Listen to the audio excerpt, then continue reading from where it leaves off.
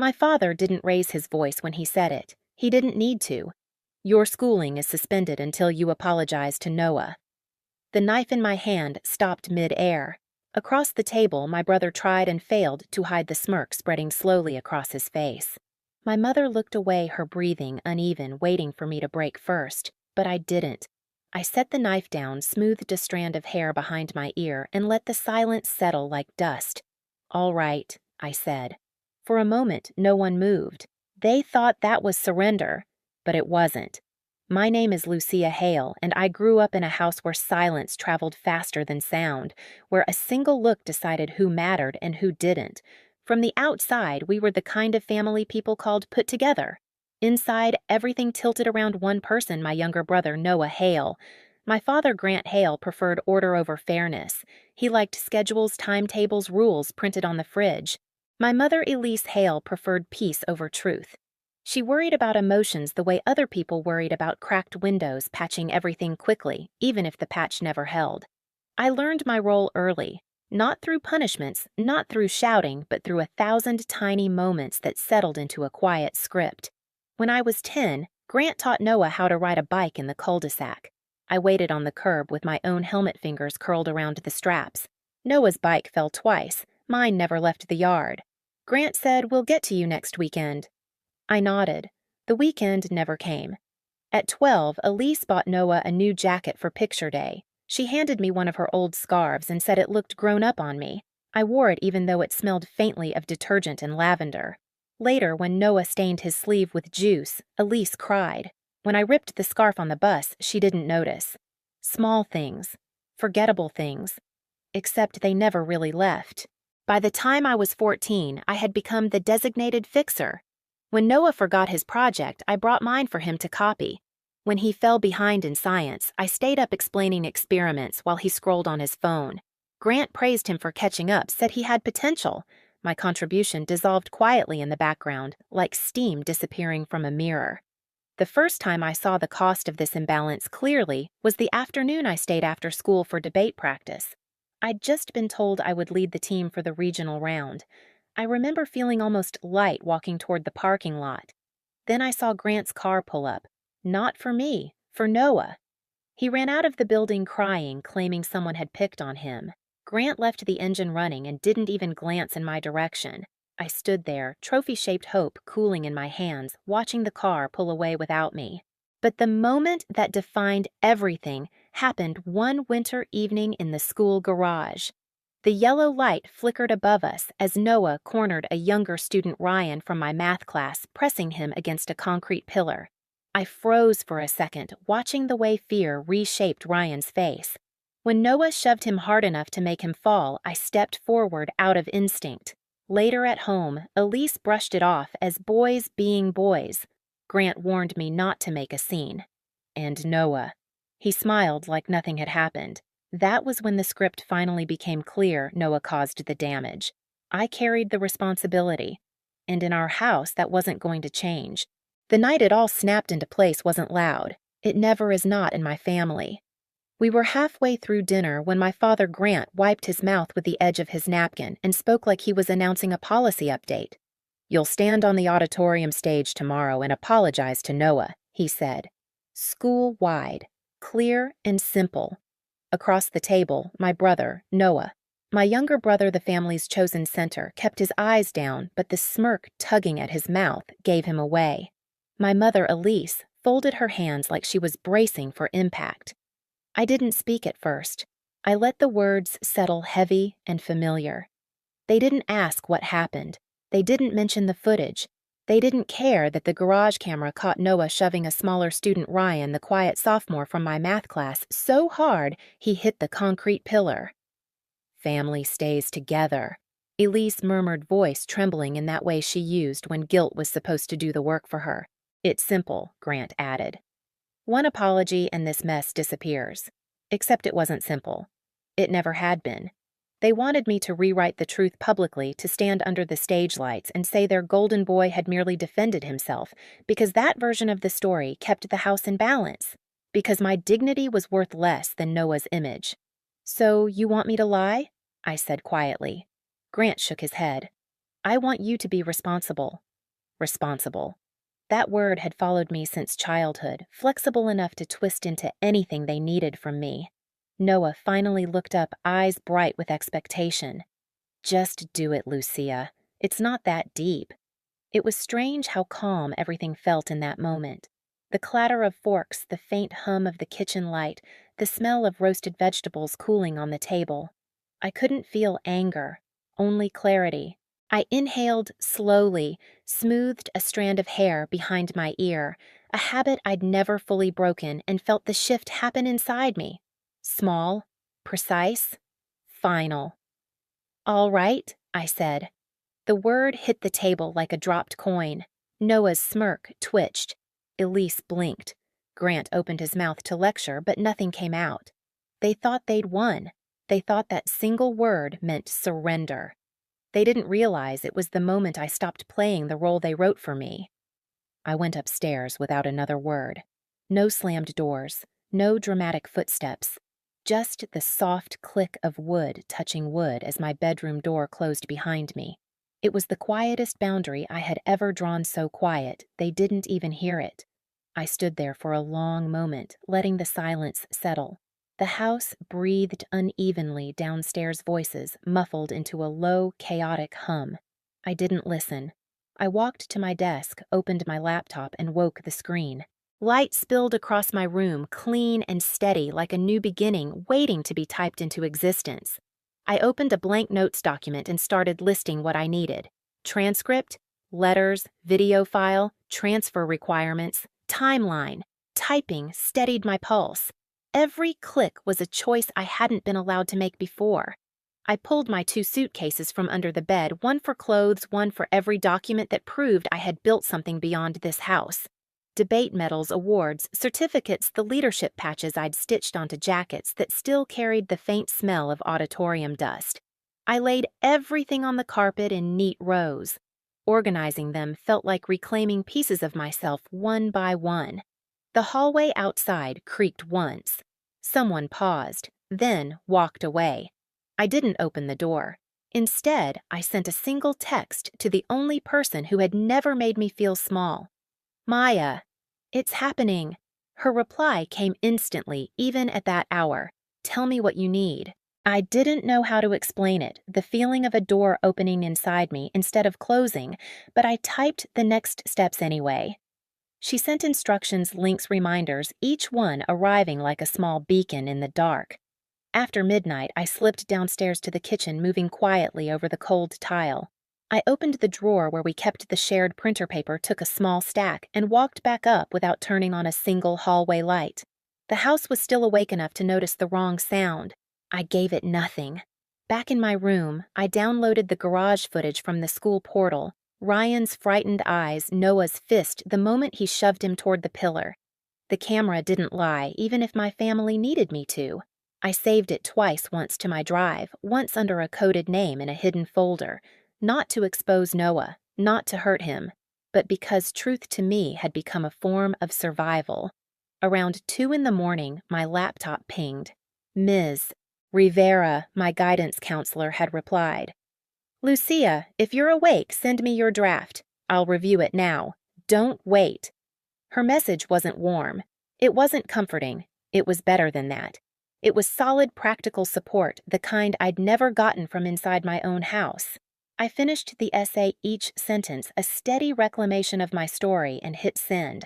While waiting for her response, I packed my backpack with files I'd need the next day, sealed envelopes, forms I'd pre-signed, and the printouts for my transfer application. I checked them 3 times, tapping the corners to align them perfectly. Organization made everything feel containable. The clock read 2:43 a.m. My room felt cold, but in a way that sharpened my senses instead of numbing them. Then the reply came. "Looks excellent. I'll finalize the recommendation tonight. Stay focused. You're close." I exhaled. I hadn't realized I'd been holding my breath. By dawn, my room looked like an evidence board of my own future. 2 suitcases zipped and waiting, clothes folded, documents arranged in a precise grid across my desk. My laptop closed charger wrapped neatly around its block. My notebook open to a bulleted list freshly checked off. When the house finally went quiet again, I slipped my way through the morning routine shower jeans, sweater shoes, every movement deliberate, not rushing, not hiding, just steady. I walked to the school early, long before the usual crush of students filled the halls. The air outside was cool, almost metallic. The sky was still pink around the edges. I pulled my hair into a loose tie, feeling the slight tremor of anticipation run through my fingers. My locker sat halfway down the east hall, right where the early light from the courtyard windows hit the metal.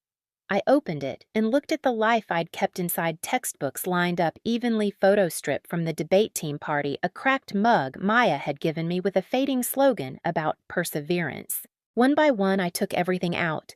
Books stacked neatly in my backpack, personal items tucked into a separate tote. The photo strip folded carefully and slipped into my notebook.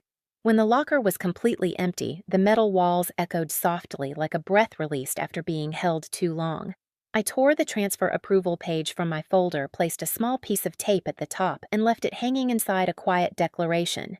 By the time the first bell rang, I was already walking away from it all. Students started trickling into the hall, noise rising like a tide behind me. I didn't turn back. The plan was in motion. Everything was filed. Everything was clean. Everything was mine. As I stepped outside into the crisp morning air, the final thought came to me quietly, like a truth that had been waiting years to be spoken. This time, I wouldn't be the one holding their world together. This time, I would build my own. By the next morning, the school was awake in full-volume lockers, slamming sneakers squeaking on polished floors, voices echoing as if the building itself hadn't slept. I walked in without hurry, the cold air still clinging to my sleeves. My hair was pulled back, my steps measured. Nothing in my face showed what was about to unfold. Noah was already leaning against his locker when I rounded the corner.